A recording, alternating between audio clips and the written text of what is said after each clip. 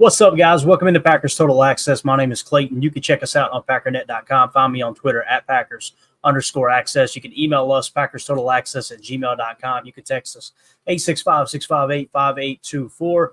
Flying solo this afternoon. Some people were going, what in the world are you doing going live at 3 p.m. Central Time? So usually we don't do a Friday night show because of Friday Night Lights, going to high school football here in the area.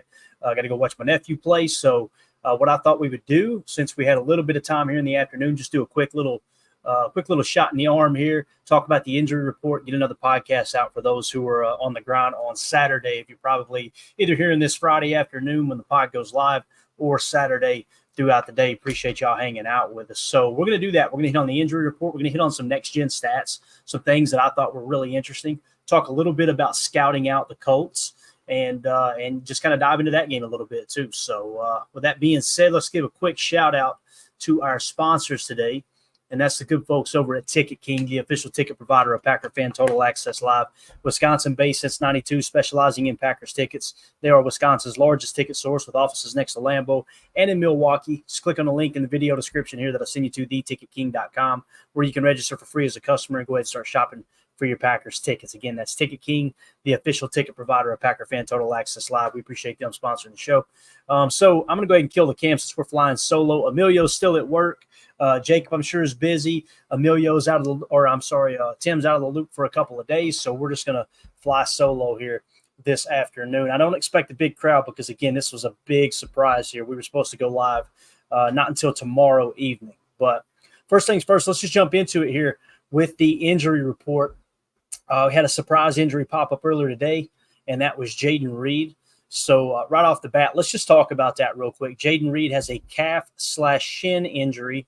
Obviously, he wasn't on the injury list the last 2 days. Today, he was limited participation, and he is listed as questionable at the moment. We had Matt LaFleur at the podium earlier today, and he was actually asked about Jayden Reed. So let's see what he had to say about that. He didn't give any details really on the injury, but he did talk a little bit about the rib injury last year. Here was Coach LaFleur earlier today.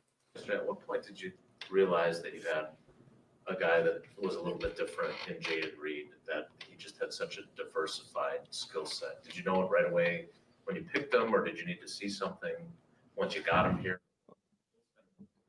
Yeah, I think there was a lot of things, obviously, that we liked about him, taking a guy in the second round. But I just, until you start working with somebody and on a daily basis and see how they approach everything from practice to the meetings, I mean, he is a dog, and I mean that in the highest regard. He loves football. He's such a competitor. You could see it last year, playing through injury. He was beat up pretty good last year, and we continued to feed him the football. And I can see it on his face, just kind of wincing every time he got hit, just dealing with ribs. That's part of it. But he continues to get up and he battles and he competes, and he does it on a daily basis. It's not just, doesn't just show up in the games. He's a competitor out there on the practice field. And so it's not shocking to me that it translates over to game day. So obviously, Matt LaFleur speaks in very high regard when it comes to Jayden Reed, and rightfully so, man. The dude, since he came onto the team last year, obviously leading the team in receptions, leading the team in receiving yards. He's just been someone that Jordan Love could depend on. J. Cole in the chat says, damn right, he's a dog, no doubt about it. We'll get to 2-0 for this here in just a second. So talking about Jayden Reed, and obviously this injury kind of designation, the game status, if you will, him being questionable, I got to be real. I mean, I don't know anything about the injury specifically. It just kind of popped up today. I'm assuming he's going to play. I think if it was something serious, they probably would have went ahead and ruled him out. Now, maybe it'll be a game time decision that he doesn't go. If he is on your fantasy teams, might want to be really, really cautious there, right? Because, again, with Jordan Love not playing, I'm sure that the Packers are looking at this whole situation kind of like, listen, let's get Tim back. Let's get him healthy. And we can afford to lose a game or two here in the first quarter of the season type thing. Maybe that's how they're looking at it. But if it's up to Jayden Reed, I guarantee you that dude's going to play. We're going to talk about Jordan Love's injury status here in a minute too, because, again, we talked about it all week. And, I'm not going to be surprised if Jordan plays. And I know there's a lot of people that scoff at that and roll their eyes, and that's okay. We all know there's a greater chance that Jordan is not going to play, right? But the folks that are getting upset that people are even mentioning that he might play, it's just weird to me. It seems a little strange, to be honest. But let's talk about Jaden Reed for a second and exactly how good he is. I don't think some people understand the impact he's having. And again, it's just one game this season, but we've seen it all year last year where he really started to come on strong. Just looking at next gen stats, this was Jaden Reed's miles per hour last year. Okay, so throughout the entire NFL, these were the fastest players in the NFL as far as being clocked at mile per hour. Okay. He was tied for, let's see here, what is it, 14th? Tied for the 14th fastest player in the league last year at 21.52 miles per hour. That was on a 32-yard rushing touchdown last year. Okay. And one thing I am noticing about that 32-yarder, we seen the 33-yarder on Friday night against the Eagles. Seems like when they get to about, just inside the 40-yard line, maybe just inside the 35-yard line, LaFleur likes to break out those jet sweeps. I don't think that's a coincidence that his fastest play last year was a rushing touchdown. And then this year, what did we have already? We got that end around where he was clocked pretty fast too, I'm sure. But that was a 33-yarder where he broke tackles too, right? So just something to kind of keep an eye on there. Once you get inside the 40, in between the 40 and the 30, it seems like Matt LaFleur likes to break out a little bit of those jet sweeps. That seems to be the sweet spot there with some of that jet motion and actually giving the ball to Reed. So, we got to kind of keep an eye on that. I like to try to find a little bit of commonality, maybe some things that kind of pop up as quote unquote coincidences. Typically that's trend, right? And you can say, okay, that's within Matt LaFleur's game plan. He sees something there where he likes to attack a defense specifically when you get around this yard marker, right? So let's see here. 2-0 for this in the chat says, I'm selfish, but I want them to list him as out or good so I can put Love on IR and pick up Willis for fantasy. So 2-0 for this, bud. I completely understand your dilemma there, but I could care less about your fantasy team. And I'm sure you can respect that. I think all Packer fans probably feel the same way. R.E. Ironminer says, be legend if Love braced up and played Sunday. Amen, man. That would be, if we hear on Sunday, hey, he's active, and 10 comes running out of that tunnel with a brace, well, you talking about lighting a fire under his team. I'm not saying I want that because it is a little bit scary, $220 million contract, and you're trying to possibly be a little too aggressive. And I know there's been many people say, hey, there's no greater risk in hurting it any worse. Still, man, that's just you got to be careful, right? Obviously, got to be careful with that. But appreciate you guys hanging out with me here, man. This is awesome. We got so many people in here watching already, and this is just kind of a surprise pod. So thank y'all so much for hanging out. Let's see what else we got here real quick. So we talked about Jaden Reed's mile per hour last year, right? This year, this was next gen stats. Again, it's just 1 week, obviously. Top plays, incredible yak is what it's listed as, okay? And let's explain what that is. Essentially, it's really yak above expected is what it comes down to. Like they try to come up with a number and say, okay, based off the play design, where he caught the ball, the defenders within the vicinity, all right, here's what we expected his yak to be, and here's the yards he got above that yak, right? Jaden Reed is 7th in the league so far, just through 1 week, obviously. 39 yak yards. His expected yak was 15. His yak above expected is sitting at 24, okay? And that was on one play. So keep that in mind. On one play, that 70-yard touchdown run, he got 24 yards above expected in yak yards, all right? So what you're seeing is miles per hour. You can check the box. He's one of the fastest guys in the league. You're seeing with the yak situation and being able to break tackles and things like that as far as expected yak on that one play this year. You're seeing that start to pop up with Jaden Reed. Let's go on to Jaden Reed expected yak. Okay, so this metric here is expected yards after catch, reception. All right, so you got X yak per reception. And when you break it down throughout the entire league, you see he's 1, 2, 3, 4, 5, 6, 7th in the league so far at 7.5. All right, he and Tariq Hill, of all people, in Miami, are tied at 7.5 there. And again, that expected yak right around 7.5 yards. Okay, so you're seeing he's kind of this yak king, man. So we see on the jet sweeps, 21.5 mile an hour, whatever the speed was last year. You've seen the 33-yarder he broke out already this year. And now you're seeing the ability to make guys miss and get those yards after the catch. Okay, let's talk about separation. What about route running? Okay, when we go through week 1 so far, again, 2024, just 1 week here, we went by separation yards. Okay, and again, this is average separation yards. You'll notice Jaden Reed is 3rd in the league. Okay, he's the top receiver in separation, according to Next Gen Stats here through week 1 of 2024 at 5.3 average yards of separation. So you're seeing him, he's able to separate himself from the defenders, from the coverage. He's able to get yards after the catch with his dynamic ability, making guys miss, and really his ball carrier vision is damn near elite. You see it on the jet motion, you see it with the yak, okay? And then, of course, the speed, he's got that. Everything points towards Jaden Reed being one of the top receivers in the league. There's no two ways about it. And when you compare some of those numbers and you start seeing people like Tyreek Hill kind of popping up on some of these lists alongside Jaden Reed, separation, yak, speed, the dude is an absolute dog.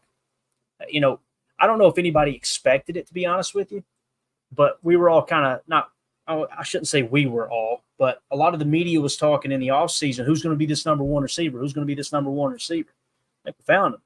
It's early. I get it. He could go the rest of the season and not do anything. My money wouldn't be on that bet. But as it sits right now, based off of what we seen last year and then going into this year already, week 1, I think Jaden Reed's probably going to be the guy. So when you talk about modeling the roster out and the salary cap like we talk about all the time, when you talk about, okay, are we going to re-sign Romeo Doubs? Are we going to re-sign Christian Watson? That's something we've got to put in motion at least next season, right? Unless you want to let them test free agency and then give them a fair market value type contract. You know, if you're not willing to pay those guys top receiver money, they're probably going to get to test the market, I would imagine, unless they have a down year and the Packers value them more than maybe they see their own value on the market. I can't imagine their agents would allow them to get to that mindset, and rightfully so. You know, obviously hired to protect them and get as much money as they can, as much security as they can in their next contract. But right now, Jaden Reed seems like the guy that's worthy of number one wide receiver money. And the beautiful thing is we don't have to worry about that for at least, 2 more years. So that's absolutely awesome. Now, obviously, he wasn't a first-round pick, so you don't have that 5th-year option flexibility. But my guess is he keeps at this pace, the Packers are going to have no problem giving him that second contract. And, again, we're talking two years down the road, right? 2 years down the road before you sign the extension, with the 3rd year, 3 years down the road before that cap hit really starts to take notice if you do sign him as a quote-unquote number 1 wide receiver, right? So going to be really, really interesting to see how he does moving forward. Again, he's extremely young, and we'll see if he continues at that pace, though. I think it's going to be exciting, man. And again, when you hear the coach talk about his work ethic, and you notice how he talked about that, we're not just talking about on Sundays, we're talking about in practice too. This dude's a dog. He's a leader. You guys remember the Pittsburgh game last year? Packers came up a little short in that game. They said after, I'm pretty sure it was the Pittsburgh game, after the game, I'm almost positive it was the Pittsburgh game, one of those early season games, the Packers media said they seen Jaden Reed holding a meeting at his locker. And I remember somebody specifically saying it wasn't like Jaden Reed called a meeting. The other players were surrounded around him, and he was kind of talking about, here's what we need to do to fix this. He was already assuming that leadership role. And it wasn't like he went around and said, hey, everybody come over here, let's talk. It's like guys stopped at his locker, another one stopped at his locker. Next thing you know, they're huddled around Jaden Reed, and he's kind of rallying the troops. You can't fake that. He seems like a natural-born leader at the receiver position. You heard him the other day, I think it was yesterday's show.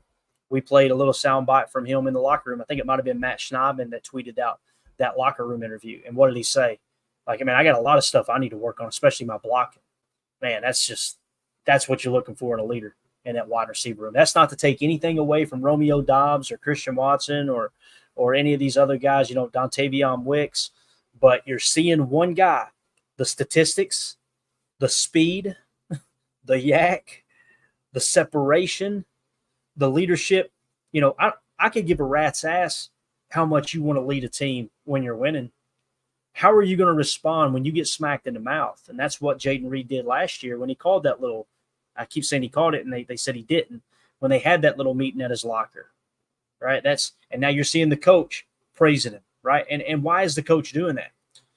One, he wouldn't be doing it if he didn't think the guy's ego couldn't handle it. Meaning, some guys, you as a coach, as a leader, whether you're coaching in business, you're coaching in football, any other sport, you've got to determine as a coach or as a leader on the team, if I praise this person in public, how is he going to handle that? Can he handle that? Same thing with critiquing them in public too, right? So coaches are really, really wary of like going out and just praising a player, knowing that it might boost their ego a little out of whack if they can't handle it. I can name off a dozen football players who have came through the National Football League that come to mind and you think, yep, their ego could not handle being praised like that in public by the coach.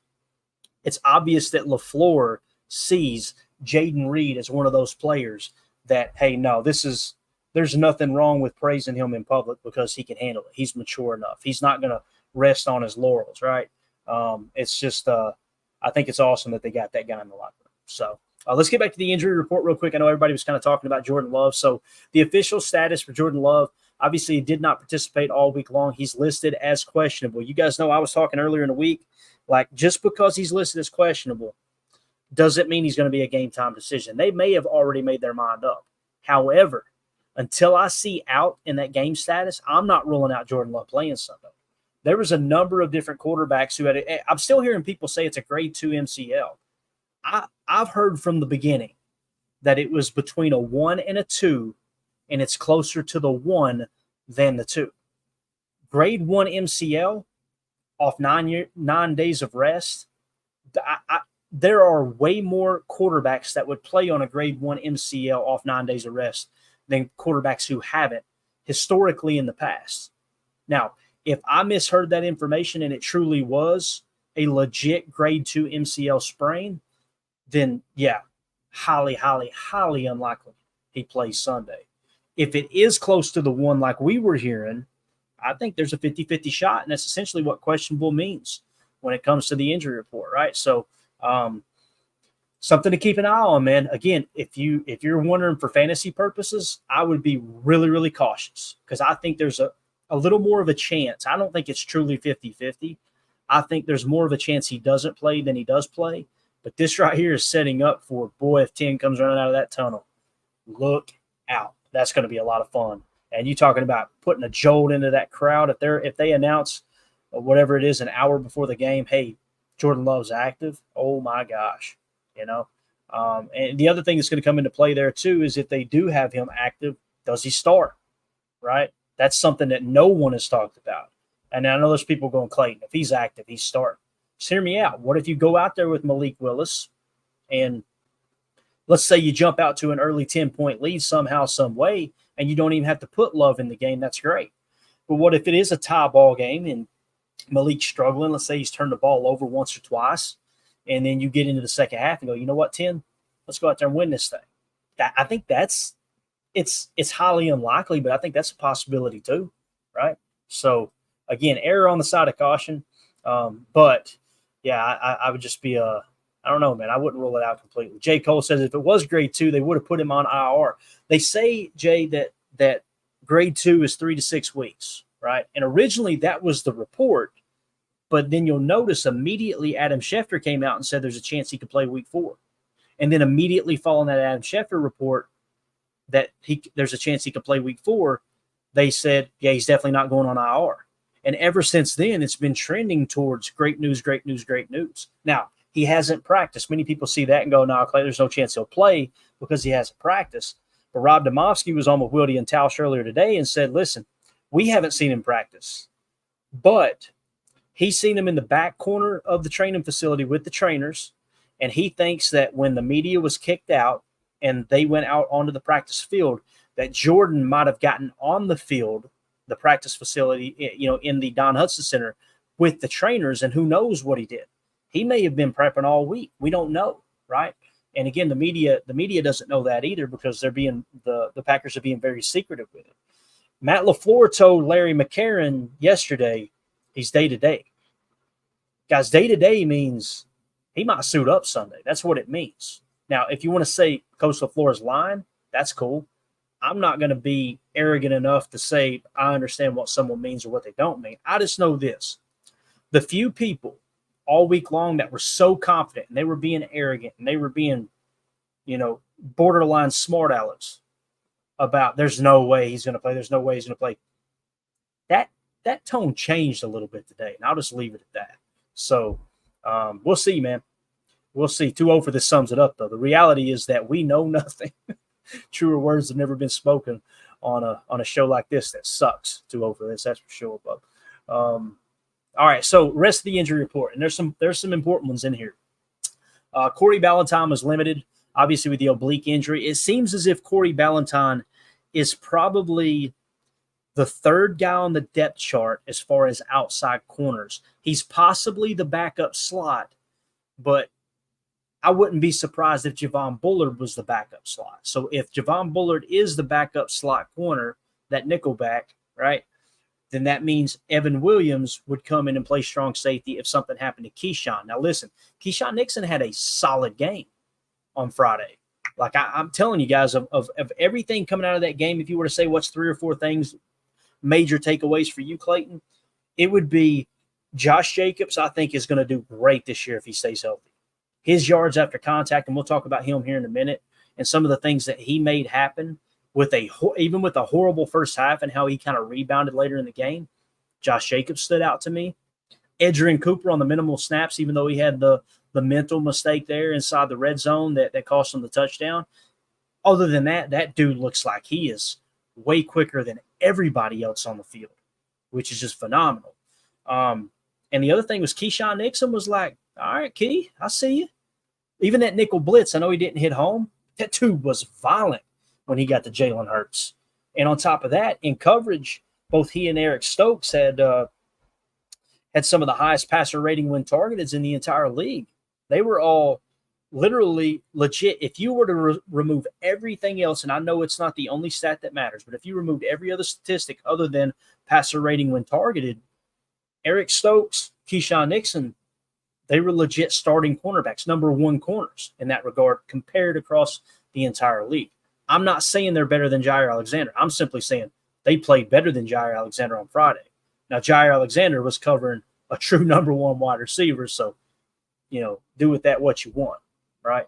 So just trying to glance here in the chat. I don't want to cut y'all completely out, but again, when you're flying solo, it's so hard to kind of keep up. I don't want to put anything inappropriate on the screen either. I think this was safer. 2-0 for this says the way Matt talks, it sounds like he fully intends on Jordan playing. It does. 2-0 for this. It really, as long as he keeps saying, as long as he gets, what am I trying to say, cleared by the doctors, right? But I know you know this too. 2-0 for this. Matt's throwing some smoke screens too. If Matt knew that Jordan wasn't going to play, this would still be the game plan as far as how he's going to talk about in the media, right? Now, you can't let that get out of the building that you told a player, no, he's definitely not playing, and you withheld that information the way the Niners did, because that's probably going to cost the Niners a little bit, no doubt about that. So, we got all kinds of people filing in here. Appreciate y'all hanging out here on this Friday afternoon. Let's see here. Let's move along. Injury report, as we got it up here. I'm going to try to rattle it off real quick, especially for the people on the podcast, because you guys, this will be going live here immediately when I'm done, and then we're going to head out to the stadium to watch some high school football. Kenny Clark, full participation. He was limited Wednesday, Thursday with the toe. He was good to go today. Edgerrin Cooper, full participation with the knee injury all week long. He's good to go. Josh Jacobs was limited all week long with the back. The fact that he didn't have any kind of setback, like he was out today, he was limited all week, so I think he's good. There's no game status there, so all those guys are good to go, it seems. Marshawn Lloyd with the hamstring, limited. Today he's listed as questionable, so there's a 50-50 chance that he plays on Sunday against the Colts. Jordan Love, same thing. That's what questionable means, whether you think it's gamesmanship or not. I mean, who am I to tell you how to feel about that? But when it comes to the statuses, if a player is doubtful, 75% chance they will not play. If they're questionable, 50% chance they will not play. If they're probable, there's only a 25% chance they will not play. Okay, so they kind of break it down into quarters as far as doubtful, questionable, probable. So this is saying 50% chance, 50-50 chance they play.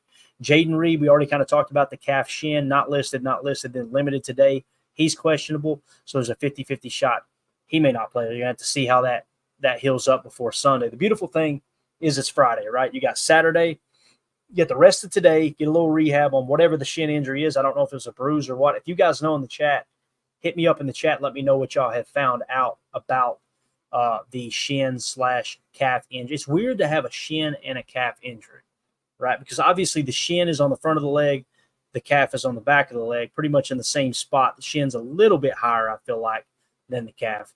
It's weird to have both of those listed. What could that have been, guys? Could that have been maybe a cleat like on the side of the leg? So it's kind of maybe he got stepped on. I don't know. If you guys hear anything, come through Twitter, let me know, post it in here. I'll try to catch it. Yeah. So we'll kind of see there. TC fan says Clayton is the GOAT. Boy, somebody lied to you. Reporters have been smug all week. I wouldn't say all of them, TC fan, but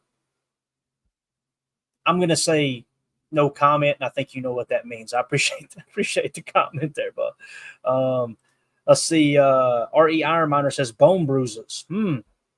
Is that legit? Are you saying that's you've heard that, R.E. Ironminer, or are you just kind of taking a guess there, man?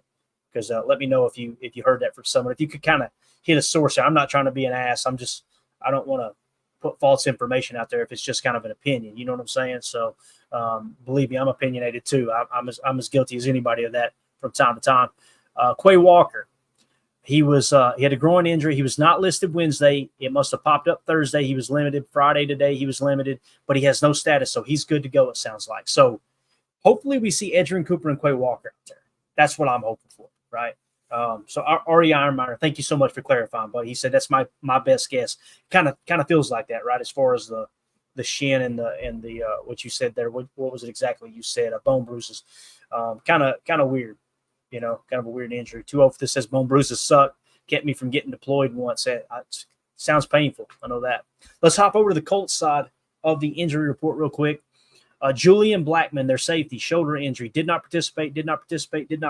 He is out. Okay, so they're going to be without Julian Blackmon. I don't know enough about Julian Blackmon to know if that's going to be a significant loss for them or not. If I had somebody flying in here with me, helping with the show, this is where I would say something smart and let's go pull his PFF grades. But I don't want you guys to have to face dead air here. DeForest Buckner, this one's huge, guys. Back injury, did not participate on Wednesday and Thursday, did not participate today. He is questionable, okay? So a 50-50 shot that he plays. Josh Downs, wide receiver with the ankle, limited all week until today. He was full participation. He's listed as questionable. The fact that he was full participation, probably going to go on Sunday. Matt Gay, their kicker with the hernia, full participation all week. He doesn't have a status listed now. And Kwity Paye, another one. He's first round pick, edge defender, defensive end, hamstring. Did not participate Wednesday and Thursday. He was limited today. He's listed as questionable. I don't wish injury on anyone, but if you say Clayton, you can pick one of those players on their injury list to not play on Sunday. It's DeForest Buckner. And we're going to talk about why here if we have enough time. I've got a couple of clips I want to show y'all. That dude is he's pretty legit, man. Pretty darn legit. So there's your injury report. Matter of fact, since we were just hitting on it, let's jump into a little bit of that real quick. See, I think I've got it ready to go here. Yeah, let's pop this up on the screen. I tweeted this out earlier today, and going to let this clip loop a little bit. So yesterday, if you guys remember, I tweeted out Packers head coach Matt LaFleur. I said Packers head coach Matt LaFleur talks about the Colts' ability to, quote, pick stunt, okay? Pick stunt. And their stud defensive lineman, DeForest Buckner, along with his FBI, okay? And I won't play the clip again. We played it yesterday where Coach LaFleur was just talking about DeForest Buckner's smart player. He talked about them pick stunning, and I'm going to explain what that means here. Now, I had tweeted this out earlier today. I put one example of what Packers head coach Matt LaFleur was referring to with stunts the Colts run up front on defense. And I went on to say this one coming out of a 9-4 2-I-9 overload. Now, let me explain to you guys and gals what that means when we're talking technique here, okay? First of all, a wide 9. Notice where the 7 is there. Okay, the 7 is typically the outside shoulder of the tight end. When there isn't a tight end, most of the time people refer to the guy that would be in that 7 or wider place as a wide 9 look, okay? I went ahead and called it a 9 on this look I'm going to show you guys. So a 9, a 4. Notice where the 4 is. The 4 is lined up directly over the tackle. So on one side of the center, you had a 9, a 4, a 2-eye, and you see the 2-eye is the inside shoulder of the guard, okay, in between the center and the guard, but playing the inside shoulder of the guard. And then on the other side, you had another wide 9 look, okay? Now I'm going to play this real quick. We're going to pause it here for a second. Let's go ahead and get this off the screen. And if you notice here, as I zoom in just a touch, there's your wide 9, okay? You've got 3 defenders on one side of the center. And what you're looking to do here, guys, you want this guy to block absolutely no one. And that forces a one-on-one matchup. So you're getting one-on-one matchups across the offensive line, or across the defensive line, I should say. So you're getting one-on-ones, with the wide 9 on the tackle, the 4 on the guard, and then the 2-eye on the center. On the opposite side, you've got a wide 9 who's going to be on the tackle. And the goal is give this guard absolutely no job to do. You're playing +1 with 7 in coverage. That's what the overload does there. We got a dance party like Ryan Schlip back in the day. How about that? Had my alarm set. So you're getting one-on-one situations. You're getting +1 on the hack count overall on the field. You got 7 in coverage. That's absolutely huge. Now, back to what Matt LaFleur talked about with the pick stunts. I want you to key in on the wide 9 who's solo out here on the right side from the offense's perspective. You're going to see him streak inside and cross the face of the tackle and free up this D tackle here to be able to come untouched off the opposite side. Now, crazy athleticism is what it takes for this 2-eye to come all the way around to the C gap and try to get pressure on the quarterback. This was a great play call, great play design. The problem is you're playing one of the best quarterbacks in the league in C.J. Stroud, and watch him evade this. All right, let's just watch it real quick. And I'm going to let it loop a couple times.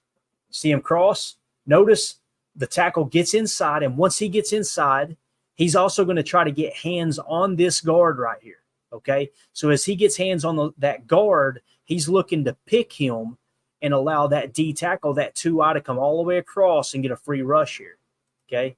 See it? Free rush. Watch Stroud right here, guys. Boom. That is so impressive. And then he cuts it back in, ends up getting a first down, I'm pretty sure. Again, that is not normal. But when Matt LaFleur was talking about these pick stunts, this is what he means. Again, focus on the wide 9, crosses the face of the tackle, gets a hand right, see him put the hand on the guard. Matt LaFleur, I guarantee you, when they meet with the officials this weekend before the game, he's going to be saying, look right here. I guarantee you he's already got a cut up on tape that he sent to the officials. Watch their front, because they like to run these illegal picks, okay? When he puts his hand out there like that, that's where the officials – don't be surprised if the Colts get called for defensive holding this week, because they really like to do this up front. Keep in mind that their defensive coordinator, I want to say it's Gus Bradley. Don't quote me on that, but I think it's Gus Bradley, former head coach, I think, with the Jaguars, and now he's the defensive coordinator for the Colts. He comes from the Pete Carroll cover 3 tree, the same exact tree that Jeff Hafley comes from. They want to get pressure with 4 and have 7 in coverage. This is one of the ways that they do it, and they do it in a unique way. And again, Stroud, if it had been your normal pocket passing quarterback, he's getting smeared right there. Stroud is a superstar. So great job getting out of there. Just wanted to take a quick second and let you guys know what we meant by pick stunt, and we being Coach LaFleur. That's just one scenario where they did that. Okay, so hopefully that made sense. Yeah, that's what Coach LaFleur meant by that. Reef in the chat says, Clayton, you really think we can't handle Buckner? I'm not saying we can't handle him. I'll tell you this, Reef. Josh Myers isn't the best center in the world, right? We all know that. I think we would all agree. But Josh Myers' strength is his ability to pass block. Now, one thing that worries me a touch, you guys remember in the first half last week, first half, the run blocking sucked, right? Took a little bit to get our feet underneath us. So it's my understanding that Jordan Love has been handling the pass protection, setting it up, and Josh Myers has been handling the run block protection, or run block scheme, I should say, that whole process, meaning coming out and IDing the mock and all that stuff. It sounds like now that Malik Willis is going to be playing quarterback possibly if Jordan truly doesn't play. Josh Myers, both of those responsibilities are going to fall on Josh Myers this week. Now, back to your Buckner question. Pass blocking, I think Josh Myers can probably handle it. He didn't give up. He didn't have one blown block last week, according to SIS, in pass blocking. However, his weakness is run blocking. So do with that what you want. You know what I'm saying? Like, I think we can handle Buckner. It's just Malik Willis. Is he going to feel comfortable enough behind an offensive line he hasn't played behind yet, other than one snap where we didn't even get the Hail Mary throw off? Is he going to be comfortable enough behind them to be able to stand in the pocket and not try to escape the pocket too soon and be able to make the plays down the field that we need to? Because, again, everything can be smoke screens right now. But Adam Stenovich basically said when he was asked the question, and I'm kind of paraphrasing, whoever it was that asked the question basically said, they're going to load the box on you. How are you going to combat that? He basically said, if you load the box on us, we're going to throw the football. I believe him. I do. Malik Willis has got a big arm. He's very mobile, right? The problem is he's had 4 different defensive coordinators since he's been in the league. We haven't got a true gauge of Malik Willis yet. Didn't get a whole lot of playing time either. This preseason was his best preseason to date. So you're catching him with as much momentum as he's ever had, albeit one preseason of momentum. You know what I'm saying? You gotta water that playbook down. You gotta lean on the run. You gotta lean on the jet motion run. Now here's the thing too. If Jaden Reed's injury is significant and he doesn't play, then you've immediately got to shift your focus to Christian Watson needs to do what Jaden Reed does. Because you guys remember before we had Jaden Reed, it was Romeo Doubs and Christian Watson's rookie year. Guess who played the majority of F that year? Flyer. That was Christian Watson.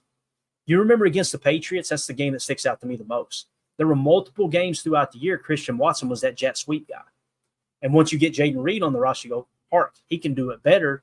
And now we can release Christian Watson down the field and try to take advantage of his deep playability, right? So just something to kind of keep your eye on there. But Reef, yeah, I think we can stop Buckner, but it's going to take some extra attention. And is that extra attention going to draw attention away from Kwity Paye? And if that's the case, Kwity Paye's going to wreak havoc too. The ball's got to come out quick, but you got to be able to use jet motion to keep them off balance. Jet motion, one direction, run inside zone or outside zone run, opposite direction of the jet. If you get those backers where they got to focus on the jet and then bounce back and cover the zone run, opposite direction, that's going to really, really make these defenders go, okay, don't be too aggressive here. Let's don't outrun or overrun our rush lanes. And once you get them thinking in that regard, now you boot action off of it. Imagine a couple jet sweeps to the right. This is very generic, but let's just talk about it. A couple jet sweeps to the right. Get them thinking that, get the backers hesitating and focusing on the jet sweep motion. And then all of a sudden you run opposite zone run off of that motion. Okay. And now the next time you do it, you're showing jet motion. They're focused on the opposite style, meaning if the jet motion is coming from the flyer or the slot from the left side, from left to right, from the offense's perspective, and you're running from right to left zone out of a sidecar, and now all of a sudden you do a little boot action out of ace off of that too, that's where you can really cause problems. So just got to really got to protect the football, man. That's going to be the key to it. It's the key every Sunday, but that's going to be the key to this game, in my opinion. Man, it really is. So, all right. So let's move along here. Man, we're at the 40-minute mark. Holy cow. We're going to go about 10 more minutes, then we'll get out of here. But I think it was important to talk about Indy's fronts and just kind of give you an idea of what Coach LaFleur was talking about when it comes to those like I said, those pick stunts. That's what he meant there. And that's one of a bunch of different ones. I'm sure there's plenty of pick stunts where they were in like a double barrel look, like a 1-1 tech, where they were close and engaged, do a little what I call a TT stunt. But and those are pick stunts too. But man, when I seen that from an overload front, yeah, we got to talk about that because that takes a lot of athleticism to get across the face of the tackle when you're in an overload front like that on a 2-eye look. And then you got a wide 9 that's got to get to his spot too. And here's the thing too, you're really, really vulnerable against the run in that situation. So you're probably only going to do that extreme overload pick stunt in like an obvious passing situation where it's 3rd and 6 or more, something like that. So just something to keep an eye on. Let's talk Josh Jacobs real quick. I wanted to hit on this, and we'll hit on the rest as the rest of the game plan as we get a little later in the week. Josh Jacobs is starting to get some notoriety already, and I know there were some people that didn't think he played that well because of that first half. And and listen, we all see the game different. We're all looking for different things. That's why I love the book, Take Your Eye Off the Ball. And the whole premise in the title is when you learn to take your eye off the ball, you can really see a lot more of what's going on the field when you stop following the ball. What I noticed in the first half of that game was the blocking was atrocious. Okay, so I can't put that on Josh Jacobs. Now, yards after contact per rush in week 1, minimum of 10 rushes. As it sits right now, Josh Jacobs is 9th in the league at 3.44 yards after contact per rush. So he's a legit top 10 running back as far as yards after after contact per rush. Well, the voice is going. You can tell I haven't done a show by myself in a long time. Excuse me, guys.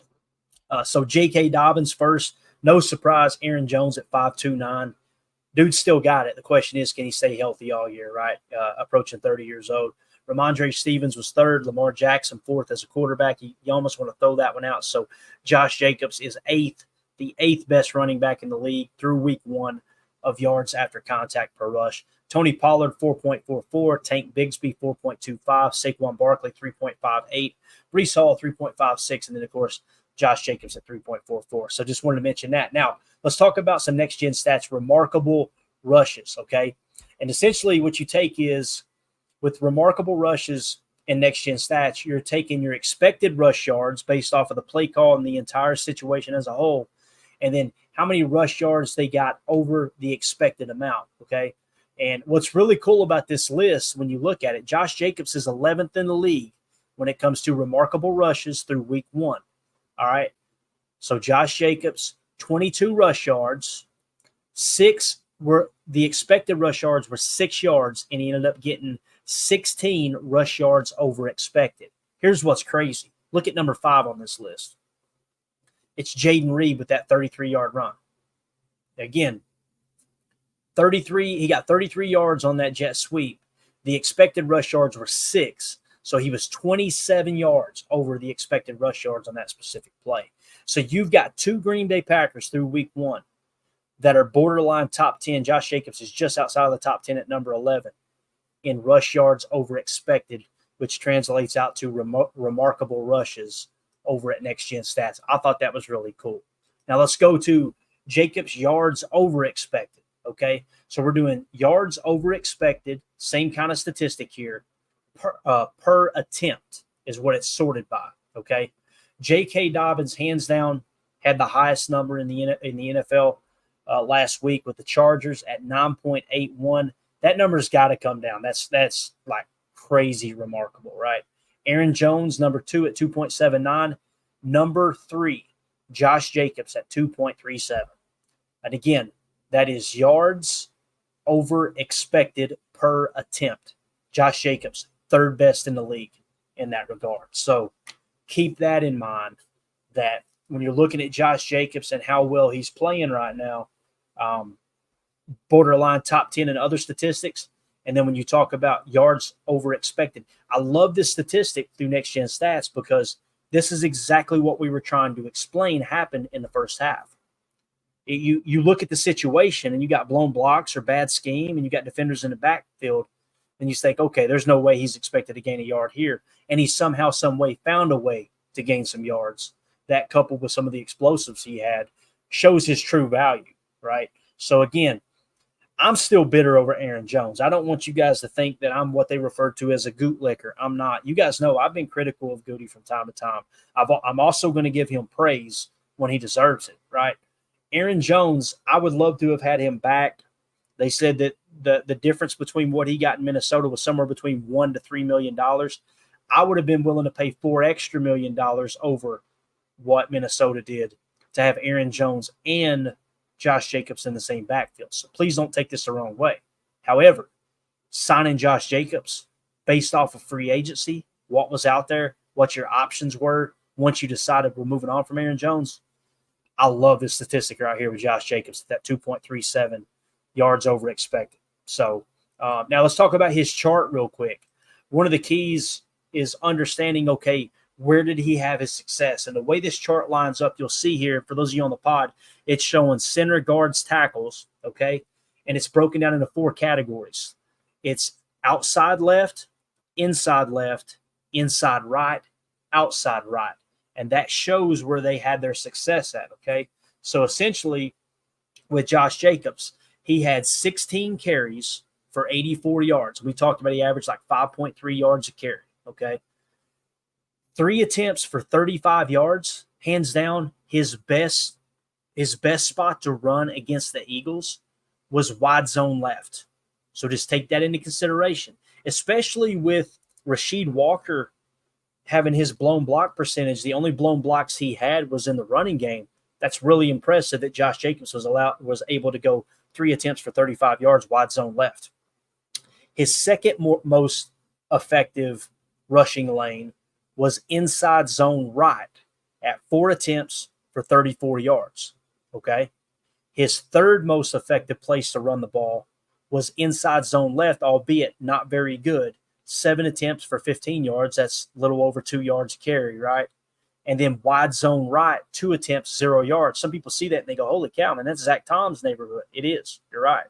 But again, where did Jalen Carter line up? It seems like I remember seeing him lining up over the right guard the majority of the night, okay?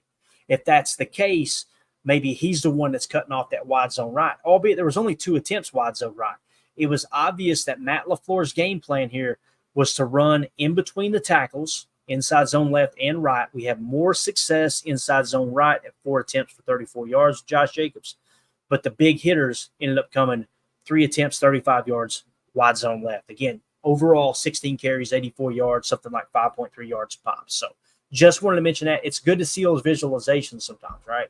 So there was Josh Jacobs' performance. Again, you're seeing him hovering around the top 10, and then the yards over expected, he's 3rd in the league through 1 week. So I'm eager to see how this chart lines up this week, because you've got a similar build with Philly. You guys remember we talked about their strengths was Jalen Carter in the middle, and then they had a couple of guys that were fairly good, like Huff. I think Huff led the league in pressure percentage last year, if that statistic was correct, we've seen on Twitter. And they also had, I think, Brandon Graham. I don't know if he even played, but PFF was showing him like, hey, this is another guy solid on that side. Essentially what it came down to was they had a solid interior defensive lineman and a solid edge, right? The Colts are built very similar. DeForest Buckner. Now, listen, DeForest Buckner, in my opinion, is not Jalen Carter. So you're going to have a little bit easier task this week. Kwity Paye on the edge, they were built very similar. A good D tackle, a good edge, and it seemed like they bent to the right in that regard. So eager to see how Matt LaFleur, if he chooses to continue to attack wide zone left this week, inside wide zone Z. If you just split it right down the middle at the center, we had 10 runs to the left with Josh Jacobs and only 6 to the right. So I think you might see a little bit more of that trend. Now, you win a lot of sidecar right, which means unless you're going misdirection, which is, obviously not as often, and misdirection meaning fake the run to the left and you're actually bouncing back out right. You might have someone pulling in that direction as well. You're probably going to go sidecar right again and try to run to the left. So you're going to see a little zone read look to the right, I would imagine, unless Matt says, you know what, let's put sidecar left when we run zone read so Malik Willis has a better shot of running left, because that allows us to stay away from DeForest Buckner unless they choose to move him around. So hopefully that makes sense. It's hard to paint this visualization for people on the podcast, but I hope we did an okay enough job there. So with that said, I think we're going to go ahead and wrap this up today. Again, we just wanted to do a 1 hour long show here, roughly 50 minutes, because I want to get you guys some content out and get a jump on tomorrow. I got to head to Knoxville tomorrow, so I'll be back for the evening show, so we won't do a morning show tomorrow. We'll be back tomorrow night, probably 7 p.m. Central Time. And what we're going to do, I got a bunch of stuff queued up here that we're going to dive into some X's and O's and things. We're going to look at Jonathan Taylor's run chart.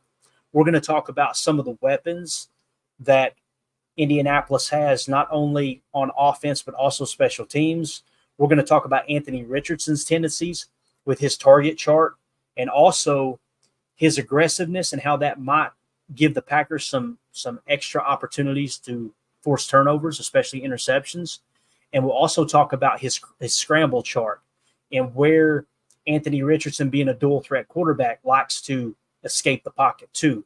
And really, these are the things, the analytics that the Packers are looking at. I guarantee you their defensive coaches are looking at like, okay, how can we scheme something up to make him play left-handed and take away those scramble lanes that he feels most comfortable taking, albeit just 1 week this year, right? So you always got to take that into consideration too. So with that being said, thank you guys. And I see everybody's comments. Thank y'all for the kind words. Y'all are so encouraging.